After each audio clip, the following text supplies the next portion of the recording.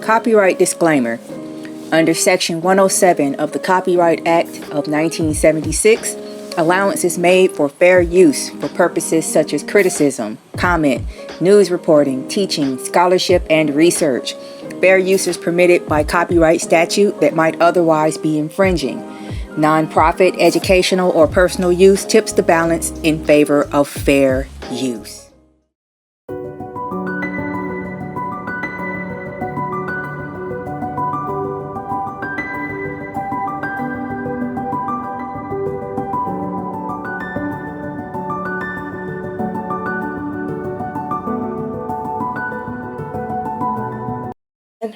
Okay, we're good here and we're good here. All right, Islam. We are here. Just go. Islam.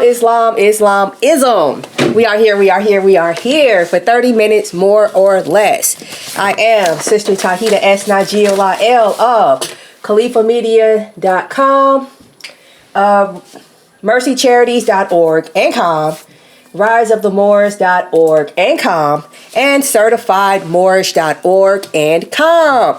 Welcome back to, the pre-temple sharing I do weekly on Fridays at 6 p.m. Eastern time, where I just, check in with the Moors, let y'all know what I got going on, because I'm always doing something. And so maybe you can do likewise, do better, or contribute, that kind of thing, right? So, yeah, I'm just going to jump right into it because I am like so tired. It's not even funny. I'm like super sleepy. But yeah, so this week, okay, in addition to the latest in like political and court news that Moors might find interesting, I will be covering National Green. As usual, I have my notes because why? I respect your time. So this week, covering National Green, okay? Welfare state. The king must die, and not kitten biscuits. This week we covering kitty cocoa bread. And if you've been like paying attention to anything that I've been doing on Instagram in the last couple of days, you know why I picked the name kitty cocoa bread. All right. And I'm gonna do my best to answer any questions, but yeah, like I said, I'm just trying to get through this real quick to get something down because I need the content. And go to bed before I have to get up and go to temple at 10 o'clock my time. Because I'm like, I'm trying something new. Instead of staying up all night, I'm going to try to get up early. So instead of trying to fight sleep, because yay, everybody went to bed. Now I can get some work done, but I'm exhausted. Let me try getting up early. And I'm saying, okay, account for the fact that you're going to get tired earlier too. So that's what I'm dealing with right now.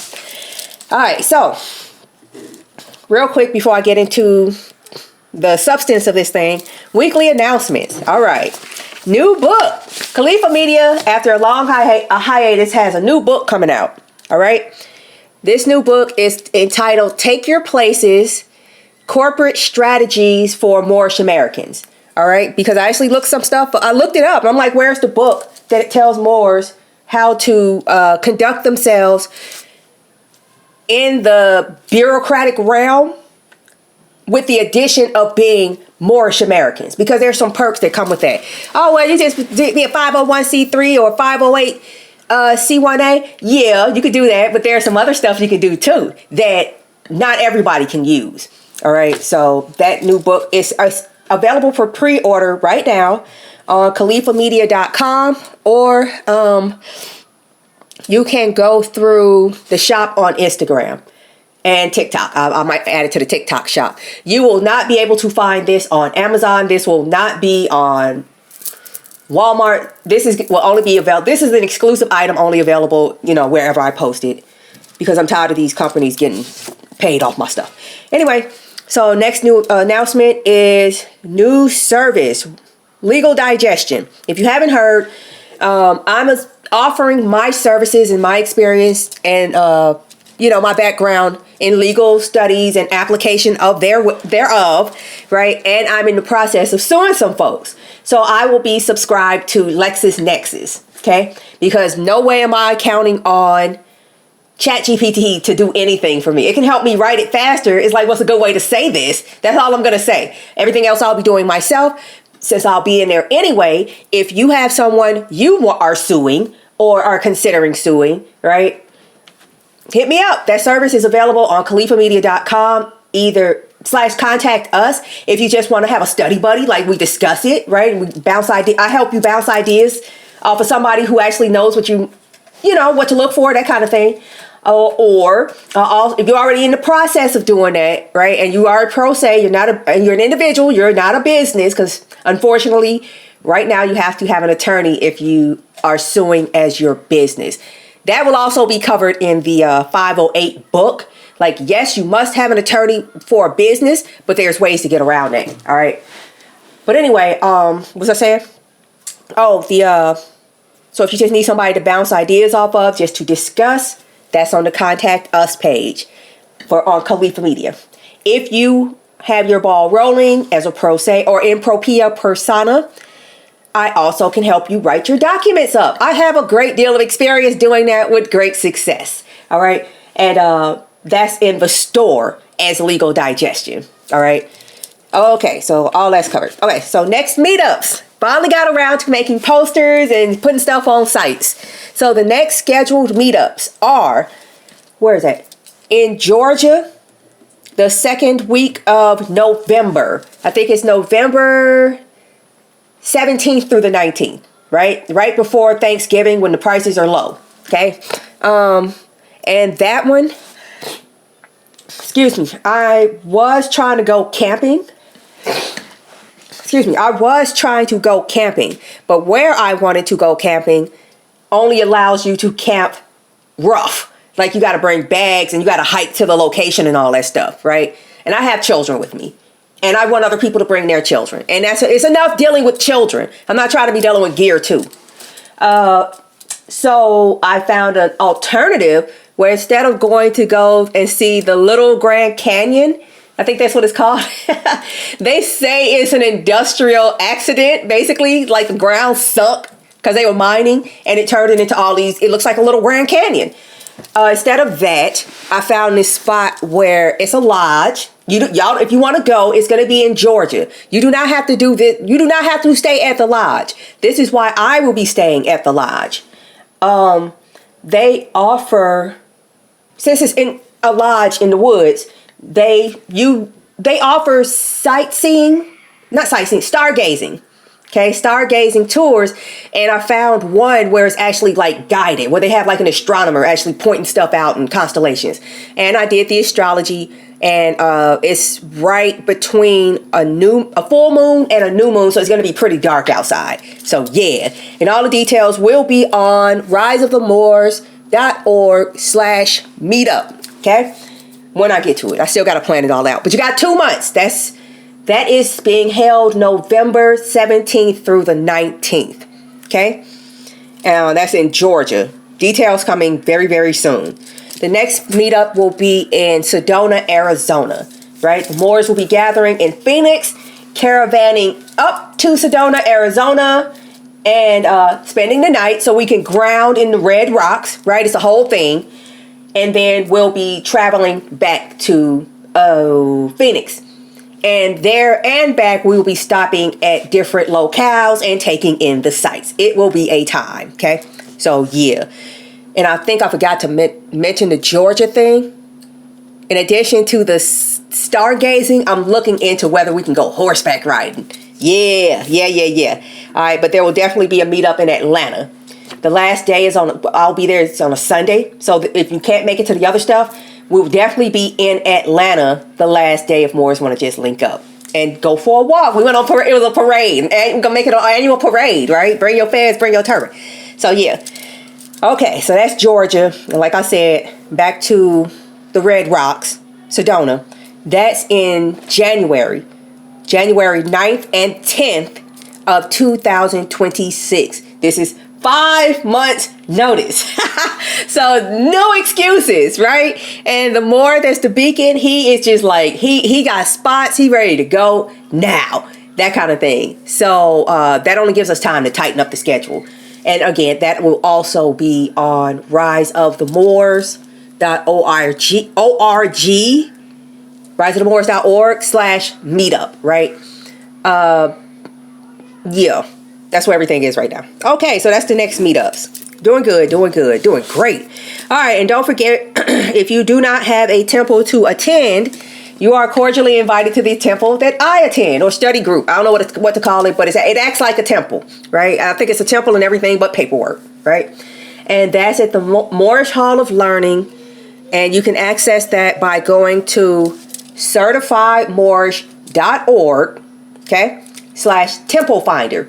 There's a link right there. All you have to do is click it. No excuses, right?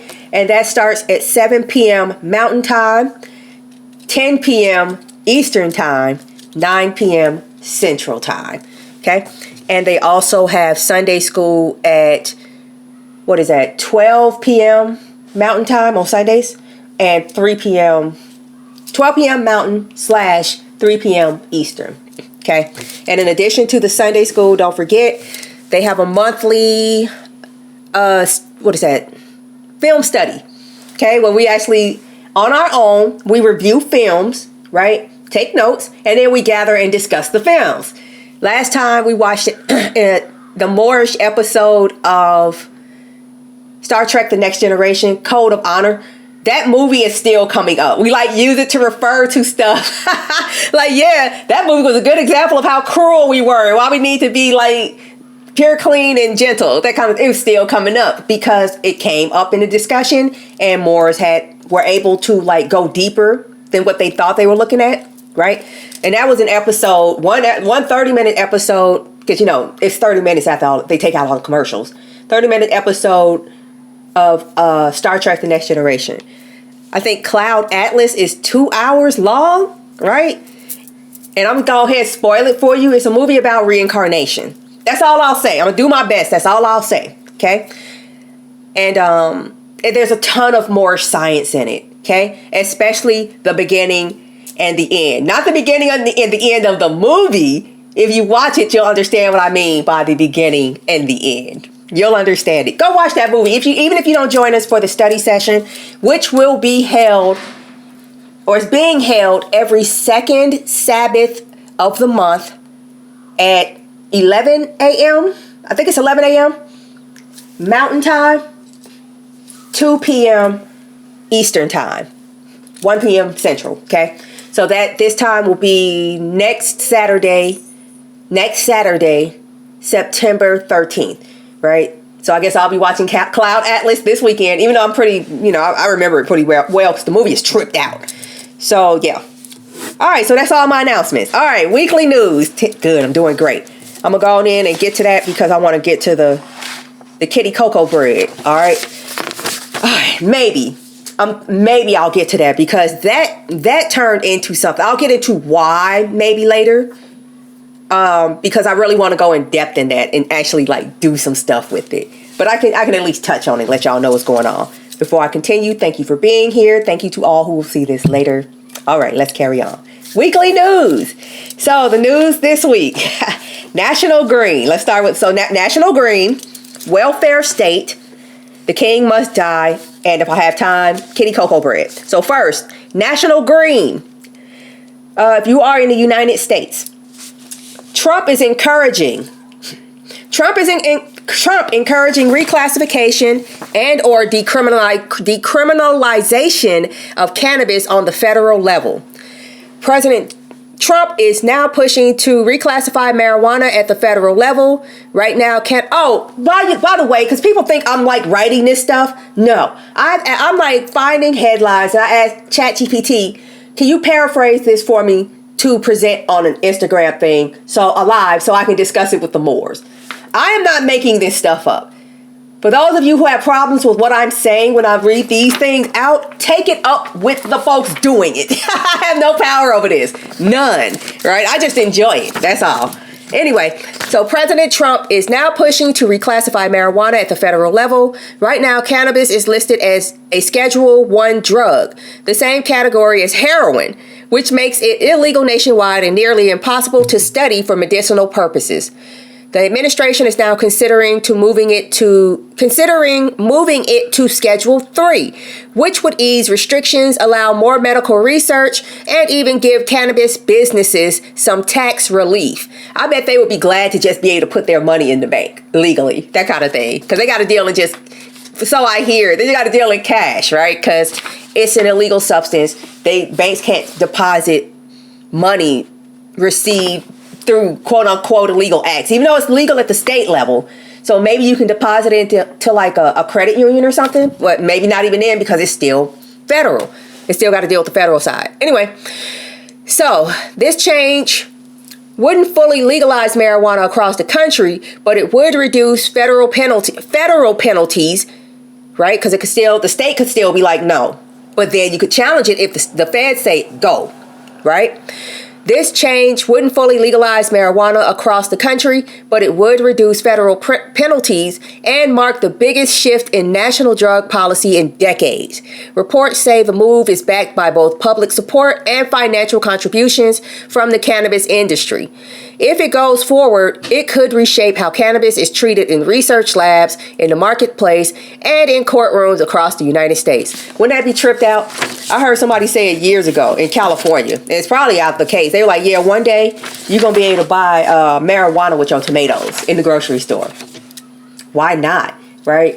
Like how mothers, when they're nursing, when they're breastfeeding, they go to the produce section to get their medicine. Cabbage. Okay.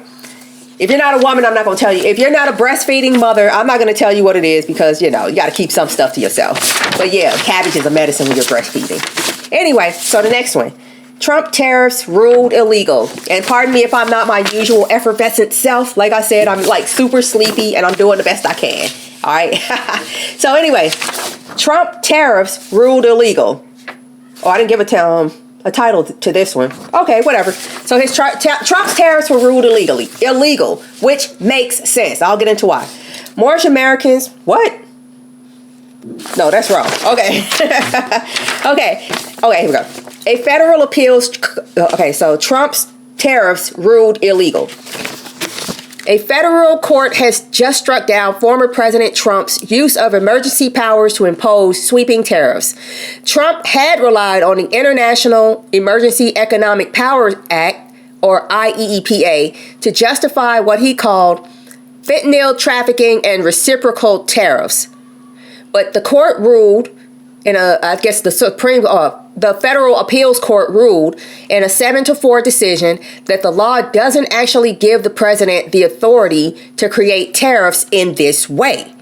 For now, this decision is on hold until October 14th, which means the tariffs will stay in place a little longer while the White House appeals to the Supreme Court. The case has also been sent back to the lower court to sort out what happens next, like whether businesses will get refunds. That just figures. Whether the businesses will get refunds and how broad any injunctions should be. This ruling is a major blow to Trump's trade agenda, and the next word could come from the Supreme Court. So this is dope, all right? So it's really, this is dope for a few reasons. It's kind of funny. I'm surprised I didn't put it as a main thing. How does it even get in here? One, this guy is saying he's using this International Emergency Act, saying that this is an emergency because fentanyl is entering into the country. So the solution to that is to tax the American citizens or the United States citizens. I don't understand how that adds up. But the irony in that is the United States was party to opium wars 1 and 2. Okay? They were colonizing China as well during their century of humiliation. Look that up. That's the term they use for what these people did to them. I think they were being colonized by like 7 nations at one time. These people just sitting around just doing as they pleased in China because they had agreed to let the British basically enslave the Hindus to grow the opium that was being used to fund and supply the opium dens the colonizers were running in China. Because how do you keep that many people under control? You get them all strung out. And now look what's happening to you. All right? And think somebody feels bad. They actually think somebody feels bad for them. That's like, are you serious? Are you insane? Karma, right? How much do I believe in karma? My daughter's name is Karma. All right, so I'm a great proponent of that theory or that actuality. So that's the first part. right? I don't understand how taxing the United States citizens stops fentanyl from getting into the country. Makes no sense, right? So let's see. And then the thing is, it's crazy it took this long to do this, right? And that the courts are the ones that had to do it. If you went to school, I'll say before maybe 1990, because right after like 95, 96, that's when education really started getting messed with, where they were like obviously purposely making people stupid. Like, I don't know how many of y'all took you all had to take the citizenship test and recite the preamble of the Constitution and the Bill of Rights by heart in order to pass into 8th grade. Yeah, I had to do that. I know they don't do it anymore, right? But I'm just like, I remember clearly, I brought that up to say, I don't know if everybody else has learned this, but I remember clearly being taught what makes the president not a king is the fact that he cannot make laws. He can only enforce them, right? And he cannot control how the country spends its money. That's it. All he can do is veto what the people or Congress want to do. And then they can override him because he's not the king. Please be sure to like, share, and subscribe so that this message may be spread widely to assist in our mission to normalize Moorish. This dude is for real. Trump is for real trying to be a king. I'm not hating on him. I've been looking at this dude's chart since 2016, looking at it myself, and then going and listening to other people to see what they have to say about it, right? You look at his chart, he was born to be a king. It's crazy. In case you're wondering, why is it he does this stuff, but the people who help him go to jail? Have you noticed that? His attorneys are going to jail, but not him. Have you noticed that? Because the king doesn't go to jail. His chart says he's supposed to be a king. And I love what he is at this moment. He is the living proof that, at least as far as the Europeans, the pale-skinned Europeans, he's proving to the rest of the world they don't want to be free. They want a king. They want a dictator. Okay? And they want to force it on everybody else. They want to vote in a king. These people are cavemen. What do you expect? All right? So, that's why I'm like, it took 8 months because Congress didn't check him. Somebody else outside of the people who were supposed to do this had to sue to check him. This is ridiculous, right? But it's also a good sign. Again, Trump is he's perfect. He's the perfect man for the job at this moment because he also represents the current state of the United States. Decrepit, right? Crazy, full of deceit and lies. Greedy is just, what's the word? Not greed, avarice. Avarice is greed that to the extent where you are willing to murder people needlessly. Like, I need to kill all these women and children because there's oil under their feet, in case you're wondering what's going on with Gaza all of a sudden out of nowhere. Okay? What happened to them attacking Hamas? I don't care. But I just can't help but notice, like, wow, I thought y'all were attacking Hamas. Now you're just trying to kill everybody because they're in your way because you want what's under their feet. Okay? That's the United States. Trump is the United States. But Trump is dying. Because he's 79 years old. Not because it's something I'm wishing on him. He's an old man. Right? No one gets out of this alive. All right? So, all right. Doing good. So, next one. What is this? Welfare state. All right. Trump orders review of Section 8 to flush out illegals. I asked ChatGPT about this. All right? Because I saw that they had issued some executive order. And I'm about to go into, I'm like, can you give me some details? And I'm about to go into it, okay? The Trump administration has just ordered a nationwide review of Section 8 housing to identify undocumented immigrants living in public housing. HUD Secretary Scott Turner announced that every public housing authority in the country must provide a full list of tenants within 30 days, along with proof of their citizenship or legal residency. Which is crazy to me because they made me prove I was a resident when because I used to be on Section 8. And I'm just like, I'm just like, dang, you made me do everything but give blood. I'm just saying. So anyway, HUD Secretary announced that every public housing authority in the country must provide a full list of tenants within 30 days along with proof of their citizenship and legal residency. The goal, according to Turner, is to make sure taxpayer-funded housing is not going to people who are here illegally. This is part of a larger push by the administration to restrict federal housing benefits to U.S. citizens and lawful residents only. Officials have also been moving to bar illegal immigrants from other HUD programs and tightening FHA mortgage rules. For now, housing authorities across the nation are scrambling to respond to the audit, and thousands of Section 8 households could be affected, probably more like millions. The Section 8 isn't the only program under review. The administration is expanding immigration status checks across other social services too. Medicaid and CHIP, Child Health Insurance Program, are now sending states monthly reports on enrollees whose status can't be confirmed. And programs like Head Start, community health centers, and even food assistance have been reclassified as federal benefits, blocking access for undocumented immigrants. So, I was looking at some TikToks about this, and somebody actually asked, how are undocumented people able to get on Section 8 in the first place? Because college students are on this list. Oh my goodness, I forgot about this. Homeless people are waiting on Section 8. Veterans are sitting on the Section 8 list. But you mean to tell me you've been here 3 days and you got housing? How did that happen? Because apparently in some states, that's why they're doing it in some states, not all states. And some states not worried about it because they've been doing this already. Like Florida ain't worried about it. Indiana ain't worried about it because, these are Klan states. So they already checking folks, that kind of thing. So apparently, like California, these mugs have just been crossing the border, finding their way to the nearest aid office and checking. And they ask them, do you have a social security number? No. Is this an emergency? Yes. Oh, here's everything we make everybody else wait for. Okay, I think the waiting list, this person was saying the waiting list in California is 8 years. 8 years? And you just 3 days. This woman that was presenting it somehow, I'm struggling. She's like, I'm struggling. I still need it. I applied for it when I graduated from college and found out my degree wasn't about to help me. So I got to use my money to pay back for this degree.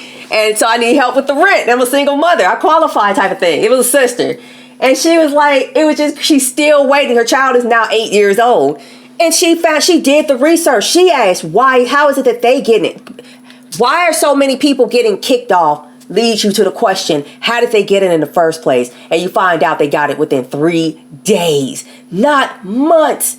You just found, so that basically mean you walk across the border. You probably in a town that didn't have an office, so you had to get a ride or find a way. It took you 3 days to get to that office. It could have happened the same day if you had a ride. And you got everything, absolutely everything, right then and there. Right? Kind of crazy. It's kind of interesting. They're kind of treating them. I don't know if this is not specific to any nationality, because apparently they're just doing this for anybody that doesn't have a social security number. You're undocumented, right?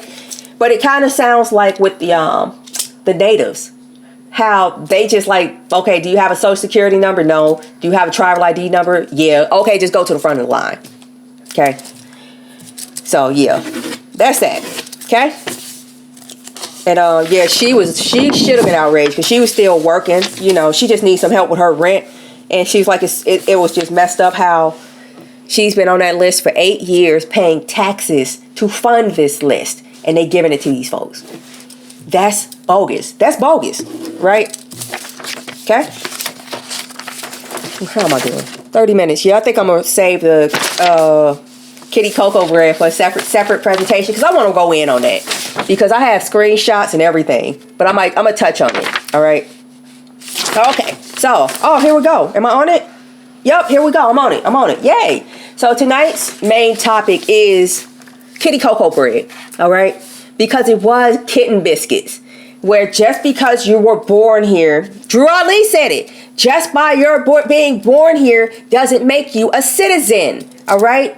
And now I was discussing that weeks ago because it came out a few weeks after that the Federal Appeals Court of the 9th District Federal Appeals Court was hearing a case about a guy whose father was a Nicaraguan, that word is so hard to say, Nicaraguan diplomat. And he's been living here since he's almost 70. He's been living here the same time, the whole time. I guess he's been going back and forth, but the United States is his main residence. And the last time he had five passports. And the last time he tried to go get it renewed, they looked closer at the paperwork and was like, no, your dad was higher up than you thought he was. So he didn't have partial immunity, which would have permitted you to have citizenship. He had full immunity as an attaché instead of a consul. And so since he had full immunity, he was a full citizen, considered a full citizen of Nicaragua, along with his wife and children. So at the time of your birth, even though you were in New York when it happened, you were under the purview and jurisdiction of Nicaragua because of your father. And I was asking the question, why not because of his mother? Why can't he get citizenship? She wasn't an ambassador. It extended to her. All right. And now his case has made the courts consider, and especially, I'm like, what's the Heritage Foundation doing with this? They're saying because of your father's total political jurisdiction being over there, and it applies to you. What does this say about everybody else who was currently a citizen of another country, regardless of their position? All right. Just because his country put in writing, he's only over there because he's representing our interests. But if anything happens, he's under the jurisdiction of the Nicaraguans. We go circle around him, and any interests he have, that all belongs to Nicaragua. Now they're saying, how does that change just because you're not a diplomat? Take it up with the Ninth Circuit. That's what they're asking, okay? Because people always think I'm doing something. The way they respond to me is like, do you feel better? It didn't fix your problem. So this made me, I've been sitting on it, right? And I'm like, I don't even know if I should let this out. But I let it out. Like, yep, about a month ago, I made a video letting folks know, like, yeah, this includes the Caribbeans. Y'all not from here either, right? And it's crazy. Like I said, I'm going to make something deeper, go deeper into this. I put that up. And despite everything I was saying in the beginning, all the disclaimers I put up in there. All right, the Asians do this. What else did I put up in there? This is a pure thing of love. I am not disputing that you are Moorish Americans at all. That's how I started it. So you know what the response was? Look, let me start with the example of Asians. You're being Eurocentric. Okay, because I said that people who are of the same nationality might want to have their own piece of something going on, right? I'm trying not to get too much into this because it's already 33 minutes because I'm going to go deeper into it. But my basic, summary of this, what I'm probably going to go into later in a separate video, is that it's interesting how the Dominican Republic and Haiti share an island. But nobody is trying to compel them to just be like, just be one thing. Just be one thing. Y'all all on the same, just be one thing. Nobody's trying to make them do that. Korea, okay? I started with the example of Korea. How there's a North Korea and there is a South Korea. This isn't something that the United States made the situation worse. But those two groups of people have been beefing since when Italians were called Romans. I watched I love period dramas that involve like court intrigue because they teach you how to run government, right? And I watched them of every nation. And one was was the life story of the last empress of Korea. All right. And how she united the North and the South because they were beefing. Same people, but they did not go into each other's space. All right.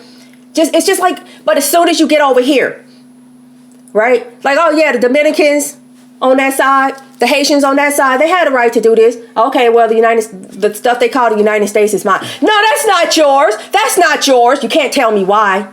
You just saying it's not mine. But I love it. I love it. And I told people I've been doing this one group of people at a time, right? It hasn't been on purpose, but I started to notice the pattern. Like, you know what? I'm going to roll with this. Divinely guided. I just noticed it. And I'm like, yep, watch who the last people I touch on going to be. It's going to be the ones that's closest to home. All right. And I love how one more put it. It's funny. I wouldn't even say, see, all the Moors from the United States are supporting me. Nah, it's not just, it's the ones from the islands too. There's this Moor I haven't talked to him in like a year. How he left so-called Canada because somebody said, you trying to acknowledge Canada as a company. I put so-called. Emotion is blinding, ain't it? Anyway, so this Moor is Jamaican. I think he was born in Canada, right? But it's one of those deals, born in Canada, go back and be raised in your homeland and then come back, right? Whatever, I don't care. Just know what you're doing because I see what you're doing. And it's no different than what these other people are doing. Yes, you are American, but what's the difference? All right? What if I did that in your homeland? What's the difference? But that's different. It's always different when it comes to us. And I love, like I was saying, I love how this one brother said it. Because people are like, you're trying to be a separatist. Okay, first of all, like I said, I'm from Chicago, most segregated city in America. There's a whole enclave where it's up north. You go past Evanston, right before you get to Evanston. It's right up north. That's where the Ethiopians live by themselves. That's where little Haiti is. Little Trinidad. Little Jamaica. I think they kick it with each other. I didn't find out about these people until I got to college. Because Chicago's huge. So I was able to stay on the south side and have a very, very full experience. And then I'm like, whoa, you drive an hour full speed on the highway. There's the north side. And it's a whole other thing going on. That's where I never met these people. Get it? Calling me a separatist though, right? But I love how this Moor said it. We're all Moorish Americans. Moorish American is like having a mansion. All right? It's a mansion. That's our nationality. And then each of these mansions has a room. Your room is Jamaica. Your room is Trinidad. Your room is Haiti. Your room is Dominican Republic. But everybody up in my room. But I'm the one that has a problem. I'm proud to be from these numerous places I just named. But if I say so, now it's a problem. I get it though. I get it. And I love it. It's a trap. It was a trap. And the ones who fell for it, haha, you're dumb. It was a trap. Thank you for exposing yourself. You're the ones who don't think we should have anything, even though you're supposed to be one of us. Jacob's hand, Esau's voice.